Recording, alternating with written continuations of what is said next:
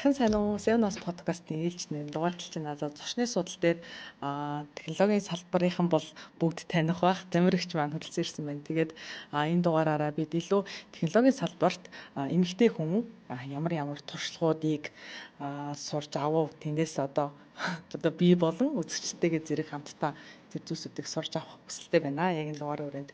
За, урилга хүлээн авч ирсэн баярлаа. За, өрсөнд баярлаа.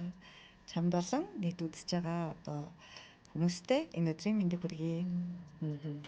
За, яг хуу тамирчид бол технологийн салбарынхан бүгд андахгүй бах. Гэхдээ өөр хүмүүс одоо өөрийгөө товч танилцуулаад өгөөч. За, миний хувьд технологийн салбартай бол 2013 оноос хойш холбогдоод одоо явж байгаа. За, улс төрийн удирдлагын магистр одоо зэрэгтэй юм хүн байгаа. За, мэдээж одоо хоёр хөргө охины ээж, хүний сайхан хань, тэгээ аав ээжийн хүн юм хүн байна. Номын уншсан яг номных нь эхлэл хэсгээр яг саний үг баг шиг байсан. Тэгээд шууд номных нь нэг үгнээс иш татаад эхэлчихэ. Би технологи хэрэглэснээрээ одоо бусад зүйлд зарцуулдаг байсан цагаа хэмнээд тэгээд гэр бүлдээ ч юм уу те илүү өөр зүйлсүүдэд цагаа зарцуулдаг болсон гэдэг гişлэн таалагдсан. За. Тийм, миний хувьд технологийн салбар гэдгийг ерөөсөө технологи гэдэг зүйлийг хүртээмж тэгээд ухаалаг байх хамгийн одоо оновчтой шийдэл гэж хардаг. За, үүнээсээ явж байгаад дата буюу өгөгдөл гэдэг юмыг цуглуулах хэрэгтэй юм байна. Одоо хүнээс ялгаатай тал нь хүн бол мартчихдаг шүү дээ, тий. За, ковидын дараа л ер нь бүгд загасны санамжтай болсон. Тэгэхээр энэ технологи гэдэг зүйл энэ сервер тий одоо танад хөрөмж гэдэг зүйл хүний одоо мэдээлэл дата өгөгдлүүдийг хадгалж байдаг учраас бид нар жишээ нь утсан дээр ярихад л 10 жилийн өмнөх зураг харж болж байгаа шүү дээ, тий. Зураг байхгүй, утас байхгүй, интернет авахгүйсэн бол тий сервер байхгүйсэн бол бид нар тэр зураг авахулж ирснаач бараг санахгүй байх. Тэгэхээр технологиг зөвхөн нөгөө манайхаа ингээд нэг юм технологи гэхээр жоохон сүрдээд идэг байхгүй юу, тий нийтлэгээрээ. Тэгэхээр технологи бол бидний өдөр тутмын амьдралд алхам тутамд хэрэглэгдэж байгаа. Одоо ухаалаг гар утаснаас ахуулаад энэ интернет тий бүх юмтай холбоотой. Тэгээд энийг бид нар хэр сайн ухаалаг ашиглаж чадна илүү гарсан цаг хугацааг одоо гэр бүлтэй өөрийнхөө дуртай зүйлд зарцуулах юм боломжтой болдог. Тэгээ нэг хоногийн 24 цаг чинь одоо баян ядуу тий Африк, Америк, Монгол гэлтгүүгээр яг л бид нарт адилхан одоо өгөгдсөн ганцхан зүйл бол одоо 24 цаг штэ. Тэгээ цаг хугацааг эргээд хизээж ухрааж болохгүй, худалдаж авч болохгүй тийм ээ.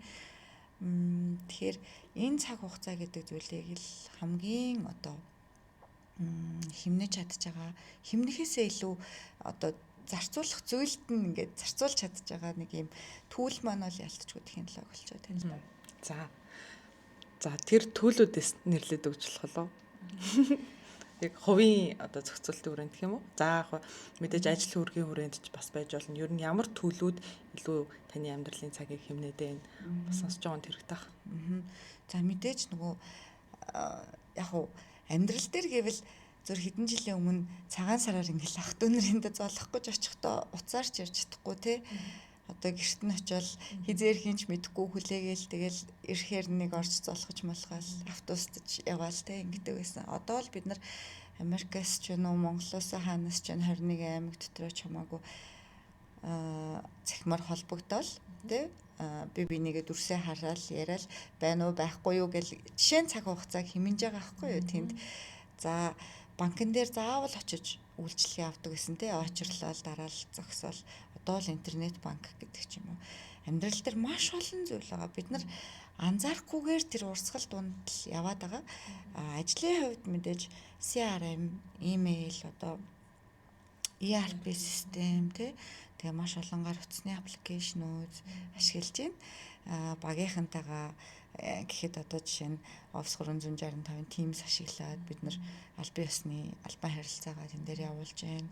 Тэгээд Teams одоо Office 365 гэдэг чинь маш олон хиймэл оюунтай хүртэл ингээ холбогдсон боломжууд байгаа учраас тэд нарыг ашиглаад явж байна. Ингэснээрээ эргээд нөгөө дата маань цугларч байгаа дараа нь шийдвэр гаргахад ч гэдэг юм уу дараа нь ажлаа төлөвлөхөд эргээд бид нарт нөгөө гიშгсэн алхсан зам мөрөө харах юм боломжийг олгож байгаа. Тэгээд энэнгээрээ дамжуулаад бид нар зөв шийдвэр гаргах, оновчтой шийдвэр гаргахад бас чухал нөлөөтэй. За тэгэхээр ямар ч байсан яг энэ технологийн одоо төлөвүүдийг хэрэглээд өдөр тутмынхаа бид бол угаасаа цагуудаа хэмнэж байгаа. Тэгээд хамгийн ойлгож байгаа point нь өгдлөө дахин нэг хараад тэрэн дээрээ дараагийн шийдвэрээ ер нь бол гаргаж явдаг юм байна. Яг нь бизнес дээр ч гэсэн нөгөө мэдрэмжнээр тулгуурласан шийдвэр гаргалт их гаргаад байдаг шүү дээ. Бизнес эрхлэгчид маань мэдрэмжэн дээр тулгуурлах биш өгөгдөл дээрээ тулгуурлаад 100 манай энэ бүтээгдэхүүн бол үнэхээр сайн борлогдсон байна гэдгийг бид нар тэр өгөгдөл гэдэг ямиг цуглуулсаар байгаад өгөгдөл дээрээ дүн шинжилгээ хийгээд шийдвэрээ илүү оновчтой гаргахад л ерөнхийдөө бол хамгийн чухал гэж ойлгож болно. Дижитал шилжилт гэдэг бол зөв миний л ойлголтоор өнөөдөр 15 орчим жил ингээд ажиллаад явж байгаа байхгүй юу. Тэгэхээр миний ойлголтоор энэ ерөөсөө бүртгэлийг, ухаалаг бүртгэлийг бид нар хийж байгаа. Цаасан дээр бүртгэдэг байсан уу байсан. Гэхдээ цахим дээр бүртгэдэг болсноор эргээд бид нар тэрийг хардаг болж байгаа шүү дээ, тий. Тэгэхээр дижитал шилжилт гэдэг бол нэгдүгээр бүртгэл юм а зөв бүртгэжээж, тий. Ухаалгаар бүртгэжээж бид нар одоо дараагийн алхмуудаа зөв тавих. Хоёрдугаарт нь ерөөсөө цаг хугацаагаа хэмнэх нэг ийм л зүйлийг одоо дижитал шилжилт, дижиталын одоо суур үндэс гэж ойлгож болох. За. Окей. За тэгэнгүүт улс төрөөр магистр хамгаалсан. За тэгээд өмнөх бас мэргэжлүүд нь бол өөр мэргэжлэр сурсан баг шиг байсан. Тэгээд яагаад заавал технологийн салбар гэж? Ярил их урт түүхээ гэхгүй юу? За миний хувьд Монгол Туркийн хамтарсан сургуулийг төгсөөд 10 жил тэгээд Монгол Улсын их сургуулийн хятад соёл судлалын ангид орсон. За хятад соёл судлаачаар 4 жил сурчаад арай төгсөөгүй байсан чинь манай турк багш нар Туркийн хөрөнгө оруулалттай нэг компани нэгдэж байгаа маа энэ дэр ажиллаач гэд. Тэгээд нөгөө компанид ажиллаж байгаа. За ер нь сурч хөгжиж боловсрыгээ Туркэд очиж улс төрийн удирдлагаар магистраа хийгээд яг хөө тэр хугацаанд оройгоор нь би бас нэгтлэнгаар сураад амжицсан байсан.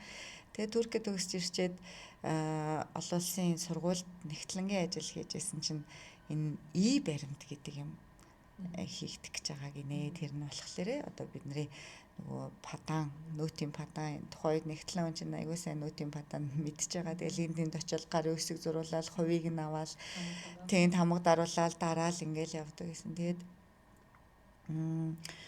Тэгээ ингээ байж тийм төсөл зарлагдах гэж байгааг манай найз хэлээд очиод шалгалт өгсөн чинь тэнцээд тэгээ би Туркэд нэлээд олон судалгааны хичээлүүд авсан байсан. Тэгээд тэр маань аягүй сайн тусуулаад одоогийн гал татврын санхүүгийн мэдээллийн төв буюу тухайн үеийн одоо татврын ерөнхий газрын дэргэдэх нэмэгдсэн өртгийн албан татврын урамшууллын систем гэдэг энэ төслийн нэгжид судалгааны ажилтнаар ажилд орж ирсэн. Тэгээ яагаад тийшээ орох болсон бэ гэхээр мэдээж үнэлэмж, үнэлгээ маш чухал байсан. Ер нь л би номон дээрээ ч бичсэн байгаа. Хаан чамайг илүү үнэлж чинь тэнд очоо, тэнд илүү их сурах хөгжих боломж, өөрийгөө одоо харуулах боломж, тэр үнэлсэн үнэлэмж итгэсэн итгэлийг нь алдахгүй байхын тулд чиний хичээл зүтгэл тэнд ингээ харагддаг юм а гэд. Тэгээд мэдээж нэг 900 мянган төгрөгийн цалингийн зөрүү гэдэг чинь бол тухайн үед бол маш их мөнгө. Тэгээ би за энд би илүү үнэлэгдэж байгаа буюу илүү цалин авах юм байна. Гээл ерөөсөө баримт руу анх орж исэн байхгүй юу. Тэгээ тэрнээс хойш цалин маань ерөөсөө буураагүй л дээ дандаа өсөөл ингээл явж байгаа. Тэгэхээр технологийн салбарыг анх ингээд холбогдсон гэхээсээ илүү намайг үнэлж байгаа үнэлэмж өндөр байгаа газруудтай би илүү холбогдож ажиллаж ирсэн юм болов. Тэгээ тэр нь өөрөө одоо сүүлийн 15 жил баг технологийн салбарт байна л да. За нөтийн байгууллагт судлаачаар ажиллаж байсан байна тийм үү. Тэгээд сүүлийн жилүүдэд болохоор ерөнхийдөө удирдах албан шат руу очсон гэж ойлгоод байгаа. За технологийн одоо биш одоо тий яг юугаар нь мэрэгчлэр нь төгсөөгүй хүний хувьд яг энэ технологийн салбарын яг тэр компаниудад удирдах албан тушаал дээр ямар челленжүүд гэдэг юм бэ? Маш олон челленжүүд байсан шүү дээ. Би одоо энэ баримтын дараа Infosoft гэдэг IT-ийн одоо Microsoft-ийн партнер компанид сургалт хариуцсан менежерээр ажиллаж байсан. Сургалт хариуцсан менежер гэж байгаа боловч цаана би өөрөө нөгөө маркетингээ хийгээд, борлуулалтаа хийгээд, нэхэмжлэгээ явуулаад, төлбөрөө аваад, энэ техникээс гадаадаас багш нараа ураад тэр үед чинь ерөөс тийм Монгол одоо ингээл олон сургалтын төвүүд дээ шүү дээ, тэд нар шиг олон тэм сургалтын төв байгаагүй. Infosoft л байсан. Тэгээ багш нар нь дандаа гаднаас ирж заадаг. Сургалтын төлбөр нь маш өндөр төлбөртэй юм сургалтууд байсан. Тэгээд тэр үед одоо маш их зүйлийг бас ойлгож сурч авсан. Олон ажлыг зэрэг хийж штэ тий. Тэгээ жижиг компаниуд одоо олон ажлыг нэг хүн бол олон ажлыг зэрэг хийж чаддаг. Бараг стартап марк юм байсан юм да. Сүүлд бол IT хувьцаат компаниг үүсгэх захирал ICT Group гэж одоо Монголын хамгийн том гэд хэлэхэд буруутахгүй байх илүү дэд бүтц рүүгээ одоо технологийн дэд бүтцүүд рүүгээ зөөлөн дэд бүтцүүд рүүгээ анхаарч ажилладаг групп компанид бас удирдах албан тушаалд 2-3 жил ажилласан. Тэгээд маш их зүйлийг ойлгоно. Одоо хувьцаат компани захирал байтугай одоо хязгаарлагдмал хариуцлагатай компани ч одоо захирал хийж үзээгүй байж байгаа л хувьцаат компани дээр очиж байгаа байхгүй юу. Тэгээд тэр оролцогч талууд хариуцлага гэдэг ямыг маш сайн ухамсарласан юм уу да. Одоо ажилтнуудынхаа, харилцагчдынхаа, хувьцаа эзэмшигчдийнхаа төлөөлөл удирдах зөвлөлийнхаа өмнө хүлээж байгаа хариуцлага гэдэг бол маш чухал гэдгийг тэнцэнээс ойлгож харж авч ирсэн. За компани өөрөө нөгөө засаглал зөв байх ёстой гэдгийг маш сайн ойлгож авч ирсэн гэдэг ч юм уу. Сурсан юмнууд бол маш их. Тэгэл би нэг саяхан нэг пост оруулсан байсан юм. Би ширээн дээр доороо ороод уйлжсэн байхгүй юу? IT лингвистик захирлахтаа.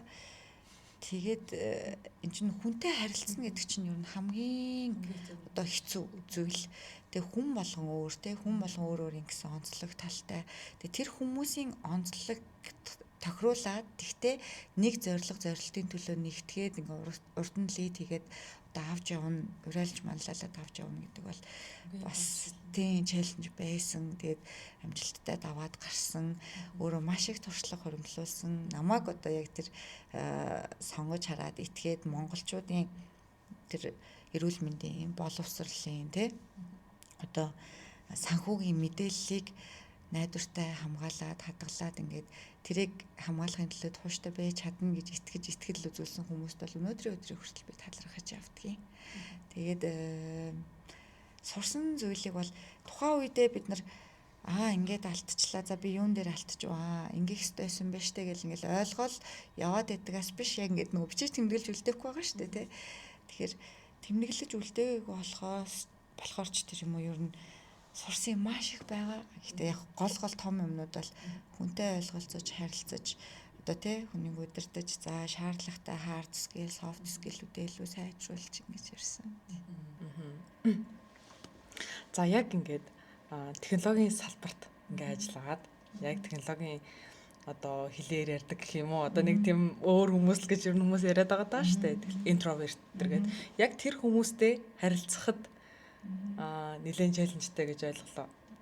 Удирдахад үгүй яг хүлээн зөвшөөрөгдөлт гэдэг юмыг би бас айгүй сайн ойлгож авсан байхгүй суралцсан.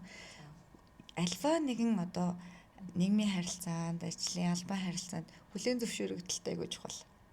Тэгээ хүлээн зөвшөөрөгдөж чадвал тэр хүмүүс ч өссөн хүсээгүй ингээд нээгддэг тий нөгөө интро гэж боддог байсан хүмүүс маань экстраверт толцсон ч байх жишээ нэ тий. Тэгэхээр маань салбарын залуучуудын онцлог гэдэг юм уу одоо ийм харах эхний ийм 1-2 удаагийн харагдалт дээр бол юм хаалттай хүмүүс шиг дараагийн удаа итгэсэн хүндээ тий хүлээн зөвшөөрсөн хүндээ бол айгүй нээлттэй байдаг. Тэгээ тэрийг бол бас сайн ойлгож авч ирсэн. Тэгээд ер нь явандаа удирдах төвшөнд ажиллах гэж байгаа хүмүүс бол тухайн хамт олныг удирдахаар ирж л байгаа бол хүлээн зөвшөөрөгдөх одоо алхмуудыг ингээ баг багаар хийж эхлэсэй. Хүлээн зөвшөөрөгдөн гэдэг нэг юм таалагдах гал те тэднэр таалагдах гэж шийдвэр гаргаад байх биш. Илүү алсын хараа, зорилго, зорилт, стратеги дээр нь уйж өгөөд тэрийг нь одоо тэрэнд өөрийнх нь оруулах хувь нэмрийг нь хилж өгөөд ингээм хамтдаа урагшилж чадах юм бол тэнд бол хүссэн үсээг хүлээн зөвшөөрөгдөлт гэдэг юм бий болж идэг. За тэгэнгүүт чинь жоохон хүүсийн асуудал ч юм уу те одоо удирдах баг дотроо ингээд эмгтэй удирдлагын хүн те ийм шийдвэрүүд гаргая те ингэнэ энэ нь зөвөө гэдэг ч юм уу те яг энэ бодлогыг баримтлана гэдэг ч юм уу те тиймэрхүү шийдвэр гаргах явцад ихэр ер нь хүүсийн ч юм уу те эмгтэй юм байж гэдэг тиймэрхүү асуудлууд ихэр гардаг бол мэдгүй л л да.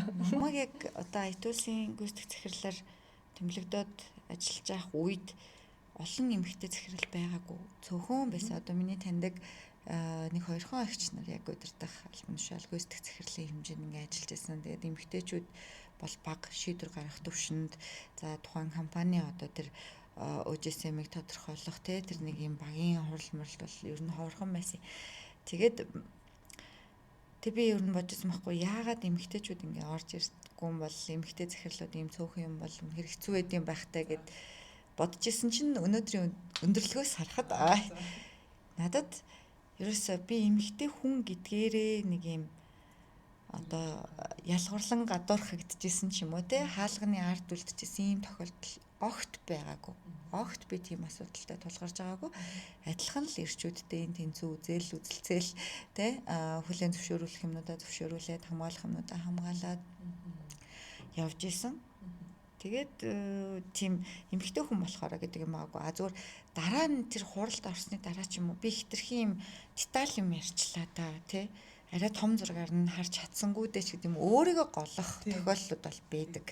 Өөх ингээд ийм том зургаар нь ийм холын юм харсан байхад би ч одоо юу галтгооны аяг тавгны хэмжээний юм харсан бэ те гэдэг ч юм уу. Тэгээд эрэгтэй эмэгтэй хүмүүсийн нэг тийм ялгаа бол байдаг бах цаанаасаа өгсөн өгдөл. Гэхдээ одоо энэ салбарт тийм эмэгтэй гэдгээрээ гадуурхаж авахгүй эрх ярих шаардлагагүй их оронд төрсөн гэдгээрээ би бол бахархдаг штэ тий. Ном дээр нь бас нэг байсан. Агуулга чухал уу, хэлбэр чухал уу гэдэгт бол би алийг ч гэж хариулахгүй гэд тухайд бичсэн. Тэгтээ номоо бол 3 жилийн өмнө бичсэн гэж ойлгосон. Тэгэнгүүт одоо таны яг тэр бодол яаж өөрчлөгдөж байна? Хэлбэр чухал. Одоо ч тэр хിവэрээ би бол агуулгач чухал, хэлбэрч чухал гэж бол боддог штэ. Тэгээд яг эмэгтэйчүүдийн хувьд илүү нөгөө хэлбэр буюу одоо тий бас нэг юм буцтай харилцах, харагдах байдал тий одоо маш олон зүйлс тэр хэлбэрт багтж байгаа зүйлс чухал. Тэр хэлбэрийг одоо анхаарч авч үзээд агуулга илэрхийлэх, агуулга ойлгуулах юм бол бас чухал байхгүй. Тэгэхээр хэлбэр чухал биш гээл одоо тий манайхан одоо ирчүүд чинь бол ингээд сайхан манай эргэсэн мэндэ зиндэг чинь ингээд бодолктойгоо л явж идэг тий бүгд л хүлээн зөвшөөрдөг. Гэхдээ эмэгтэйчүүдийн хувьд энэ салбарт арай нэг өөр байх. Хэлбэр агуулга гэдэг юмыг хослуулж авч явах нь чухал юм шиг. Чухал санагддаг. За тэгэнгүүт харилцааны скил хамгийн чухлаа. Тэ энэ олон байгууллагад ажиллаа, энэ олон жил туршлага оромтлууллаа. За тэгэнгүүт яг харилцаа гэдгээ задлаад ойлгоё л да. Яг юуг хэлээд байна? Зөөр хүмүүстэй яриа цоохыг хэлээд байгаа юм уу? Тэр хүнийг ойлгоод сэтгэл зүгийн ингээд онгойлгохыг хэлээд байгаа юм уу?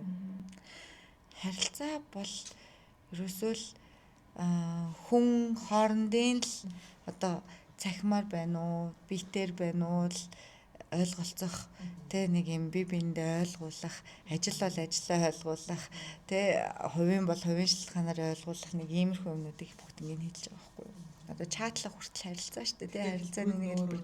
Тэ хэлбэрүүд нь бол өөр аа. Гэхдээ харилцаа гэдэг нэг л юм шүхрэнд ор явж байгаа. Тэгээд миний хувьд хинтэйч одоо хүн гэдэг ийм төвшөнд харилцаж ирэхийг ирмэлзэж ирсэн. Тэгээ угаасаа гэр бүлийн хүмүүжилч тэр IT-ийн одоо компани захирал байна уу, үйлчлэгч ихч байна уу. Тэгээ үл хамааран хүнтэй, хүндэтгэлтэй Тэгээ харилцах хэрэгтэй шүү дээ. Харилцан тэгш байх хэрэгтэй. Миний нөгөө эрх бусдын эрхээр хязгаарлахгүй, би бусдын эрхийг бас хязгаарлахгүй нэг ийм байх чинь. Ерөөсө бүх юм харилцаа. Би бол бүр харилцаагүй юм гэж байна уу? Тэгээ одоо өөртөө хүртэл бараг яриа сууж байгаа ингээд нэг бодож байгаа юм чинь хүртэл өөртөө харилцаж байгаа нэг харилцааны хэлбэр шүү дээ. Тэгэхээр би бол энэ харилцаа гэдэг зүйл бол ерөөсөө ойлголцол тэ магадгүй л ойлголцолж байж болно л доо. Гэтэ харилцаа гэдэг бол чухал. Тэгээ хүн хоорондын тэр нь хэлбэр нь ямар ч хэлбэрээр байж болно. Одоо машинтай харилцаад байгаа шүү дээ. Тийм, машинтай харилцаж байна, гар утастайгаа хиймэл оюунтай харилцаж байна тэ. Тэгэхээр харилцаа бол бүхэл юмны үндэс суурь. За хоёулынх нь тэгвэл бид бүгдийн одоо сурж авах зүйл гэвэл энэ олон жилийн туршид явснаас бол харилцаа бол маш чухал юм байна гэдгийг ойлгочлаа. Одоо тэгэнгүүт би надад нэг тийм асуулт гарч ирж байна л да. Яг энэ олон компаниудаас яг өөрийн хувьд шүү заяа. Би яг ингээд цохож хэлхийг хүсэхгүй байна. Яг өөрийн хувьд би яг энэ үн цэнийг бүтээсэн шүү дээ. Ийм үр дүн гаргацсан шүү дээ гэдэг тэр одоо шийдвэр ч юм уу дээ, шийдэл ч юм уу юу вэ? Өнгөрсөн жил би Монголын програм хангамжуулалтчдын холбоо буюу МОСАгийн гүйцэтгэх захирлын ажлыг хүлээлгэж өгöd таах нэг 3 сар л хийсэн л дээ. Гэхдээ 3 сарын хугацаанд маш үр дүнтэй ажилласан. Тэгээд ажлаа өгчөөд өөрийгөө бодсон байхгүй би ер нь юу чаддаг хүн юм бэ? Ер нь юу ч чаддгүй юм шүү тамираач гэд тэ. Одоо ажил төрөлч болчлоо ингээд тэ гэртээ сайхан ингээд амраа байж гин. Тэгээд бас нэг Facebook дээр пост оруулаад би одоо ер нь ингээд чөлөөтэй байгаа шүү те. Надад ажлын санал тавиул нээлттэй сонсон шүү гэдэг юм пост оруулаад тэгэд баг надад 40 хүн уулзсан. Тэгээд 40 компани захирлууд байсан. Тэгээд тэр хүмүүсээс би хоёрхан юмыг ойлгож авсан нь миний харилцааны ур чадвар буюу альва нэг юмыг борлуулах ур чадвар бол супер юм байна. Тэр хүмүүсээс л олж авч байгаа шүү дээ. Өөрийгөө мэдэхгүй байгаа. Нөгөө талдаа танил тал гэдэг чинь нөгөө танилтаа бол талын чинээ гэдэг чинь ямар үнэн үгүй. Энэ бүх хугацаанд одоо их сургууль төгссөнөөс хойш ажлын талбарт одоо гарснаас хойш хүмүүстэй одоо дандаа нээлттэй харилцааг ингэж эрхэмлэж ирсний үр дүн өнөөдөр надад ирж байгаа юм байна. Энэ их олон танил тэ энэ олон одоо энэ юу гэдэг одоо энэ боломжууд ингээд надад байд юм байна шүү дээ. Тэгээд өнөөдрийн өдрийн хүртэл би бол нэгдүгээр танилын хүрээ гэдэг юмыг буюу одоо энэ мэдээллийн технологийн салбарт нэтворкинг гэдэг юмыг хамгийн ихээр олж авсан юм байна. Яг уу компаниудад ажиллаж байгаа. Гэхдээ хинч намайг яваад тэрнтэй танилцаад ир гэж одоо тухайн удирдлагууд маань хэлээг байхгүй. Би өөрөө хичээсэн, зүтгэсэн ивент болгон дээр очиад би одоо Impassoft-ийн тамир байна, iTools-ийн тамир байна, ICT-ийн тамир байна ч гэдэг юм уу хинээс ч ичгүүгээр хүмүүстэй танилцаал ингээл явж исэн байхгүй. Тэгээд танилын хүрээ гэдэг юмыг маш сайн тэлж авч үлдсэн юм байна. Нөгөө талдаа харилцааны ур чадвараа улам одоо хөгжүүлж ирсэн юм байна. Тэгээ нөгөө талдаа би технологийнхны хийцэн юмыг бизнес эрхлэгчингийн одоо тэ бизнесмэнүүдэд ойлгуулж чадах хэмжээний юм орчуулагч болсон юм байна гэдэг ийм гурван юмыг хамгийн түрүүнд олж авч ял гэж би зүгээр харж ирсэн. Гэхдээ нэг ийм гүүр маягийн гэсэн үг. Тийм ер нь л одоо яг дижитал Nexus дээр тэрийг хийж байгаа. Тэгээ Nexus гэдэг маань болохоор холбоос шүү дээ тэ ер нь холбоо гэсэн үг. Тэгээд энэ талтаа одоо IT-ийн 200 гад компаниг одоо би нэгтгээд өөртөө одоо гэрээ байгууллаад нөгөө талдаа бизнес эрхлэгчдийг ингээд байлгаад тэ дижитал шилжилт хийхэд нь яг ингээд гүүр нь олж өгч байгаа гэсэн үг. Nexus AI гэдэг платформ гаргацсан. Тэр платформ маань жижиг дунд бизнесийнхнийг оншилдог байхгүй юу? Зүгээр энгийн асуултуудаар дижитал шилжилт хийхэд одоо бэлэн байдал чинь ямар байна, юу хийх шаардлагатай байна гэдэг юм зөвлөгөө өгдөг AI платформ. Тэгээд тэр платформ дээр гарч ирсэн зөвлөгөөг үндэслээд би нөгөө IT-ийн компаниудаас санал болгодог байхгүй юу? Тийм энэ бол хамгийн танад ингээд тохирох юм байна. Заавал ингэ шинэ юм хийлгээд ах хэрэггүй. Нийч угаасаа хийцэн юм компани байна гэд холбож өгдөг тийм. Тэгэхээр ер нь бол эйженси маяг юм байна шүү дээ. IT эйженси гэж ойлгох уу?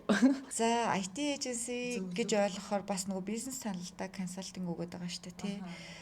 Тэгэхээр яалтчгүй зүгээр гүүргээл холбогч гээл ойлгочвол болохоор байгаа юм тий. Тэгээ энэ ийм холбогчийн хэрэгцээ шаардлага бол зөндөл байсан юм билээ л дээ. Тэгэхгүй IT-ийн компаниуд чинь юмаа зарч чадахгүй нэг талаа нөгөө талаа бизнес эрхлэгчид маань алийг нь сонгохоо мэдэхгүй юу хийлэхээ мэдэхгүй нэг л их захим шилжилт дижитал шилжилт гэж яриад байгаа боловч хаанаас эхлэхээ мэдэхгүй нэг ийм юмнууд бэжсэн чинь би нөгөө өөрт олж авсан тэр давуу талуудаа ашиглаад би холбож өгье. Холбож өгье. Тэрнээс тамираа бол хизээж нэг девелоперууд суулгаал те нэг продакт хөгжүүлээл тэрийгээ ингээл зарна гэж яваад байдаг хүн бол биш юм байна. Тэгэхээр өөр өөрсдийнхөө чаддаг одоо те тэр скиллүүд дээр хөгжүүлсэн скиллүүд дээр тулгуурлаад одоо хийвэл юу ч хийсэн зах зээл дээр бас орон зай байна л гэж харж байгаа. Окей, за тэгвэл дижитал нексус окей, ямар ч гэсэн бизнесүүд болон те технологийн компаниудын хоорондоо холбож өгч аль алийнхын үйл ажиллагааг сайжруулдаг юм байна. За дараагийн зорилго ер нь дижитал нексус хаана хүрэх юм? Nexus AI платформоо бид нар илүү одоо сайжруулна, хөгжүүлнэ. Дараагийн шатных нь болохоор B2B одоо платформ болохоор зорж байгаа. За энэний ихний алхам маань нөгөө бизнес эрхлэгчид маань асуултанд хариулангууд шууд одоо матчлж өгдөг тий хооронд нь тохируулж өгдөг. Дараа нь одоо тий 7OS гэдэг компани танаад одоо төсөв мөнгөнд чинь үйл ажиллагаанд чинь хамгийн сайн тохирол нийцэлтэй бай шүү гэдэг ингээ нэг юм холбож өгдөг шууд санал болгодог юм. Платформ болгоно гэж юу нэрж байгаа. Тэгээ тэр ажил маань бас эхэлчихсэн. Тэгвэл бол бид нар чинь монголчууд 3 саяулаа тий IT-ийн яг ингээд бизнесүүдтэй холбоод энгийн бизнесүүдтэй холбоод явах зөвлөхийн тоо хийдэж билээ дээ. Тэгэхээр бид нар технологиор дамжуулаад хүртээмж гэдэг юмыг бол яаж нэмэгдүүлэх ёстой учраас боломжтой учраас нэг team шатанд л одоо Nexus платформ харчаал байж байна. За одоо эхлүүлж байгаа холбоо байгаа шүү дээ. Мэдээлэл технологийн мэрэгчлэнүүдийн холбоо гэж нэлээдсэн тий. Энтэй ер нь бол дижитал нексус холбоотой байх уу? Яг уу манай удирдах зөвлөлийн гишүүн 9 гишүүн байгаа. Тэгээ бид нар холбоо гэхээр л нэг ашигын бус гэл өдөр шөнөгөө бусдын төлөө ажилласан одоо team залуучууд бай гэхээсээ илүү харилцаа ашигтай хамтын ажиллагааг бий болгоё гэж зорж байгаа байхгүй. Тэгэхээр дижитал нексус одоо холбооныхоо гишүүдээс одоо холбоотойгоо гэрээ байгуулад гэсэн үг шүү дээ тий. Гишүүдээс жишээ нь судлаачдын баг бүрдүүлээд бид нар судалгааны олон улсын юм одоо донор байгууллагуудын судалгааг хийж өгч болж байгаа байхгүй. Донор байгууллагуудад шаардлагатай судалгааг тэдний санхүүжилт төр хийж өгч болж байгаа. За тэрнээс нь дижитал нексус компани одоо ашиг орлого олсон тохиолдолд одоо тэрнийхээ борлуулалтын тэд хувийг ч гэдгийг тий холбоонд өгдөг байдлаар ингэж яваа. Гэхдээ нэг юм төрөөс ажил авна гэж байгаа үг ерөөсөө биш шүү те. Илүү бид нар олон улсад бас IT-чдыг Монгол IT-чдыг хүлээн зөвшөөрүүлэх яг бодит байдлыг тэнд одоо олон улсын зах зээл дээр мэдээж таниулахад л хамтарч ажиллая гэж байгаа. Донор байгууллагаттай их нээлж. Тэгээд холбогдно. Тийм байна те. Тэгэхээр бас нэг нөгөө зорилго нь нэг юм өгдөл цуглуулах гэдэг гэж ойлгоод байгаа. Тийм. Яг мэрэгчлэнүүдийн тий. Тэгээд одоо харин асуух асуулт маань за олон улсаас ирчлээ те. Одоо орон нутгийн хайдын бүх IT-чд маань нэг холбоонд доор орлоо. Тэ? Веб л гэсэн үг шүү дээ. За тэгээд арга хэмжээнүүд сайн тэмцээн гэдэг ч юм уу те. Иймэрхүү юмнууд бол болно. За тэрүүнээс өөр ямар байл вэ? Яг хамгийн ихний зорж байгаа зорилго бол монголчууд яг дэлхийд даяар Монгол IT-чд хэд байгаа юм бэ? Монгол улстай ч гэсэн хэд байгаа юм бэ гэдгийг бүгдээрээ хардаг болчих гэж байна. Гэхдээ одоо нэг юм өрөвдөлтэй жилд IT-ийн мэрэгчлэр 200 оюутан төгсдөг гэдгээс өөр тоо мэдэхгүй байгаа даа шүү дээ. Тэгэхээр тоо хардаг болчих. Тэг бүгд publicly хараг мэдээж нэг хүний овг нэр утасны дугаар харагдаад байхгүй нь ойлгомжтой. Одоо системийн шинжээч хэд байгаа юм те?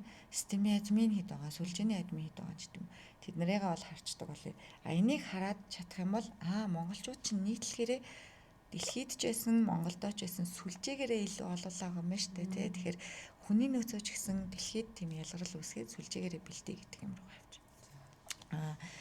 Зөвхөн өөр арга хэмжээнүүд гэвэл мэдээж Японд нэг одоо тий нэг юм тренд болж байна. Америкт нэг юм тренд болж байна, вайрал болж байна тий. Тэгээд тэрийг цаг тухай бүрд нь бид нар бас ингэж хуваалцдаг, мэрэгчлэнүүдийн хооронд холбох юм гүүр болж байгаа дахиад. Мэдээллийн одоо шуурхаа дамжуулалт. Тийм мэдээллийн шуурхаа дамжуулалт магадгүй одоо 7 хоногт нэг удаа юм гоё вебинар болж байдаг ч юм уу те гишүүд маань өөрсдөө оролцох боломжтой вебинар болж байдаг ч юм уу. Тэгээд салбарын одоо мэдээллийн технологийн салбар дотор SIG буюу нарийн мэргэжлүүд байгаа шүү дээ, сүүлчийн системийг ярьсанчлан энэ салбарынхны бүтнээр нь энэ мэдээллийн технологийн салбарыг бүтнээр нь хамарсан дарга хэмжээ ивентүүдийг бас хиймээр байна. Тэгэл энэ салбарын залуучуудыг сургаж хөгжүүлэх юмнууд зөндөө хиймээр байна. Сургаж хөгжснийх нь одоо магадгүй олон улсын сертификат аваагүй байвал дотооддоо бид нар мэдээллийн технологийн мэргэжсэн инженер гэж яг хэнийг хэлэх юм бэ гэдгийг бас тодорхой хэмжээнд баталгаажуулдаг ур чадварыг нь үнэлдэг юм чадвартай шүү гэдгийг нь баталдаг нэг тийм хиймээр байна. Тэгээ ер нь яг цаашдаа зөв миний л бодол. Миний одоо холбооныхоо удирдах зөвлөлийн гишүүдэд уриалж байгаа юм юу вэ гэхээр багш одоо эмч нар чинь ипотекийн зээлэнд жишээ нь ингээд очргүйгээр хамрагдах юм боломж хутай болсон хууль эрх зүйн орчинд бүрдээд эхэлчихэж байгаа байхгүй. Улс бодлогоор дэмжиж байгаа. Үүнтэй адилхан бид нар IT-ийн залуучуудыг нийгмийн асуудлыг шийдэж өгч хадаад энд одоо байртай машинтай те анхдагч хэрэгцээг нь хангаж идэх юм бол тэд нар заавал гадагшаа яваад сурах одоо нөгөө ажиллах гад те гадны програм хангамжийг хөгжүүлэх гээд нэг юм байх тэр одоо эрэлтэнд буурах юм болов уу гэж би хараад байгаа байхгүй. Тэгэхээр явандаа бид нар нийгмийн асуудлыг нь хүртэл шийднэ. Тийм. Энэ рүү бол ингээд зорино тийм. Байртай олчвол гоё зү тэгээ 6% байртай ямар нэг очр гэхгүй тэгээд ямар нэгэн одоо хүнд заавал мөнгө төгрөг өгч наашаа цаашаа болохгүй өөрөөсөө мэдээллийн технологийн салбарын одоо байдаг мэрэгжлүүдийг тэр дотор байгаа мэрэгжлүүдээс эзэмснээр байр авах нөхцөл нь бүрддэг.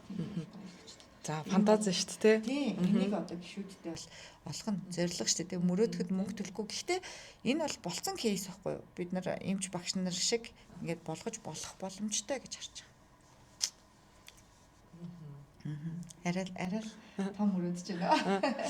Яг хөрсөн дээрээ буугаад бодглохлоор яг үндэ багш эмчнэрийн цалинж ханаас хүрдэггүй. Тэгэл гудамжаар нь явсан чинь нэг л их бидэд энд дижитал шилжээд байна те амар болоод штэ өөстөө энэ асуудлыг шийдсэн ингээ цахимжаад манайх тэддгээр байранд орсон байна дэлхийд гэж яриад байгаа ирнэ энэ би одоо ингэж ярих үгүй мэдэхгүй л юм л да зөвөр нэг замыг харахлаар л те ват энийг шидэг үйж ямар юм дижитал юу яриад байгаа юм бэ бид нар хэддгээр байранд байгаа ямар шаардлагуудаар хэмжээд байгаа юм бэ гэж бодод байгаа байхгүй. Тэгэнгүүт нэг 10,000 дахь асуудал юм шиг санагдаад байгаа байхгүй юу. Тий яг тэгтэл гоё зорилго байна. Энэ бол үнэн шүү дээ. Одоо өнгөрсөн жил 21 аймгаар төрс би ер нь 2019 оноос хойш 21 аймгаар нэлээд хэд тойрчлоо энэ дижитал аймаг гэл өнгөрсөн жил Мосагийн гишүүн одоо компаниуд авал гэл. Тэгээд аймагуд дээр очихоор өгсөн баасныхын дижитал шилжилт хэрэгтэй юм бэ? Энд эхлээд ядаж нэг боловсон 0 те хийчгэлтэй. Тэр нь баг ингээд номер 1 асуудал нь штэ дижитал чинь 77 дугаар асуудал байна штэ гэж бодох тохиолдол маш олон гарч исэн. Яг нь Монгол улс нөгөө олон улсын индексээр ингээд яваад байгаа нь төрийн үйлчилгээг эргээд одоо захимаар авах боломжтой юм нөхцөл болцоог бүрдүүлж байгаа гэдэг утгаараа Монгол улсын тэр захимжилтын индексүүд өндөр үзүүлэлт үзүүлээд тэ одоо манай ийм Монголиа байна, ийм баримттай байна гэдэг юм ингээд тэрнгээр үнэлэгдээд явж байгаа. Тэрнээс өнөөдөр бид нар бас яг ингээд тэ хэцүү шттэ тэ. Тэгэхээр яг nice тэгээд юм багаар явна мэдээж маш хурдан хугацаанд өөрчлөгддөг юм гэж бол ер нь хизээж байхгүй. Тэгж байгаа бол ямар ч судалгаагүй хийгдэж байна л гэсэн үг тэ. Тэгэхээр зэрэгцээл явж л ах хэвээр юм билээ л. Тийм ээ тий. Блог өмч ингээд хойнд бас тавиул бас болох бах тий. За тэгэнгүүт би яг сүүлийн үед жоох энэ яг энэ үгэнд жоохон бодоод байна юм мэдгүй одоо захимжилт гэдэг шүү дээ. Таны ойлголтоор яг юу вэ? Захимжилт гэдэг бол Монгол хүний амьдралын чанарыг сайжруулах одоо тэр нэг юм арга хэрэгсэл гэж бодоод байхгүй. Монгол хүний амьдралын чанар сайжраад Монгол залуучууд өндөр үнэлэмжтэй, өндөр ур чадвартай, тэ ажлын цагаараа ажилласан шиг ажилладаг.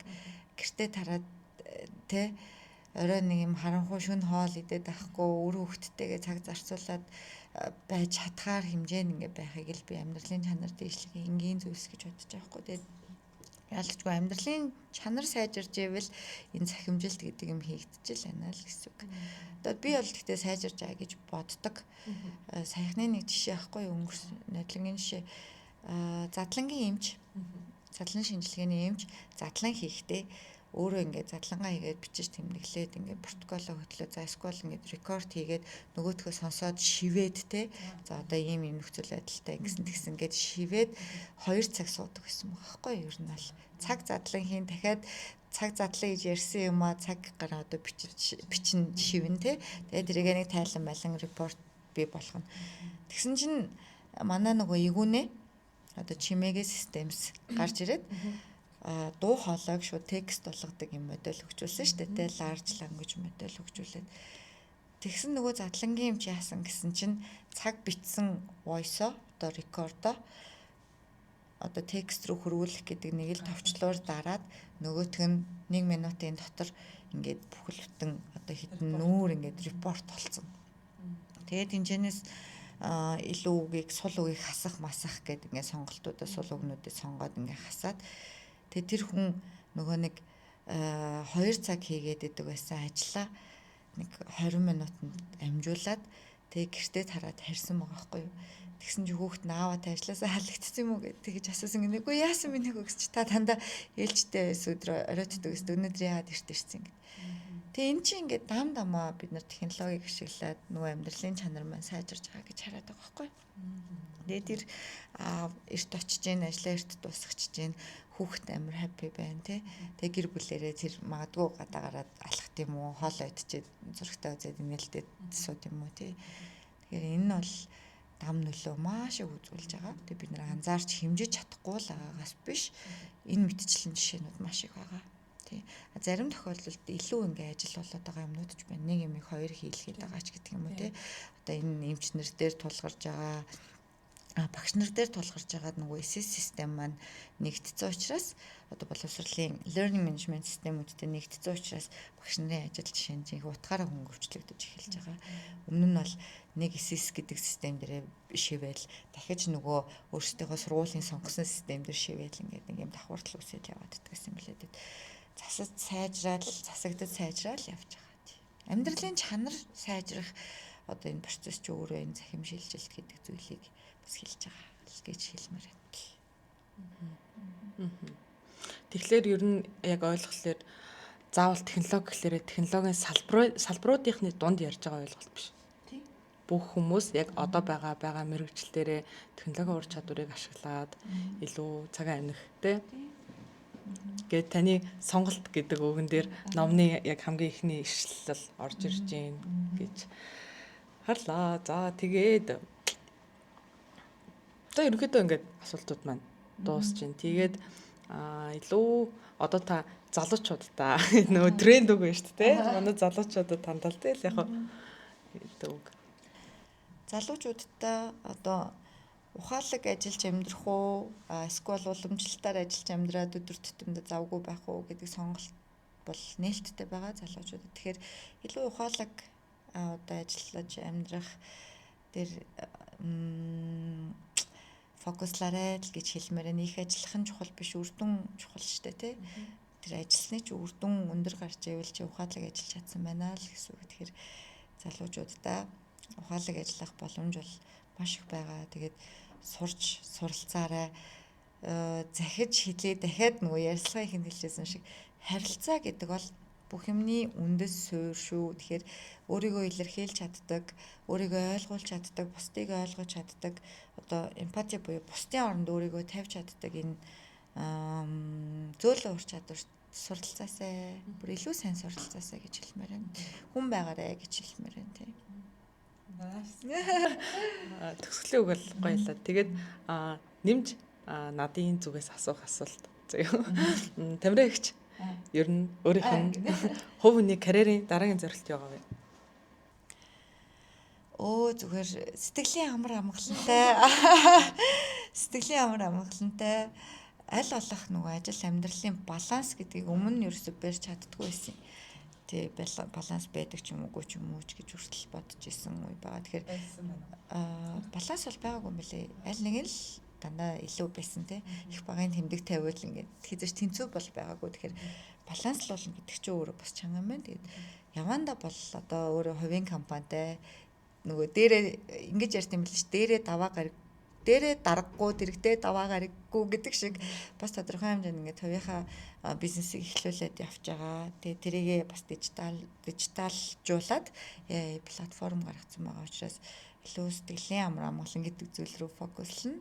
Гэр бүлдээ одоо ажилдаа энэ нэг юм харилцаж байгаа, хандж байгаа хандлагаас нэг баланслэе л гэж зорж байна. Тэрнээс яг улс төр руу орох уу гэж нөгөө улс төрийн удирдлагаар төгссөн болохоор саналуд бол нэлээд ирж байгаа. Гэхдээ надад нэг юм эрхчлөлөөгөө худалдаж байгаа юм шиг санагтаад тий. Тэгээд тэрийг бол маш сайн бодож ижил болох байх. Тий. Одоогоор бол тийм байна. Сайн ээж бай, сайн хань бай. Тодорхой хэмжээнд сайн одоо бизнес woman байд гэж харж байна. Нэг фантаз асуулт асуучих. За гişүн болчлоо тий. Зөө нэгэн цагт. Хамгийн түрүүнд танд шийдэх асуудал одоогоор бодож байгаа нь нийгэмд тийм юуг шийдмээр байна яг одоогоор гэх юм уу нийгэмд тулгарч байгаа. Би нөгөө багш нарын багшаар сурах хүүхдийн сургалтын төлбөр яшин оноо моног байхгүй болгоцсон шүү дээ тий. За тэрийг би болиулмаар байна. Багш гэдэг хүн бол бүр хамгийн өндөр оноо авсан хүн тэр сургуульд ордог байгаасаа тий. Хамгийн өндөр төлбөртэй байгаасаа магадгүй гэж бодож байна. Тэгэхгүй яш дээрээ 200 300 оноо авснаа багшаар сурснаа миний хүүхдэд хичээл заагаад тий.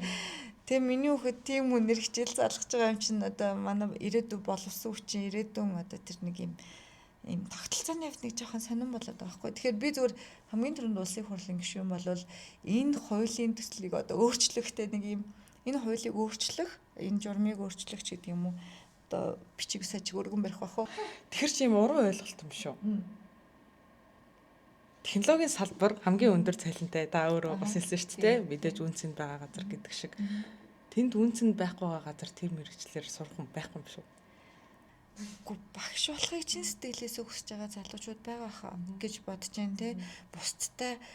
Бусдад өөрийнхөө мэдлэг чадварыг өгөх те.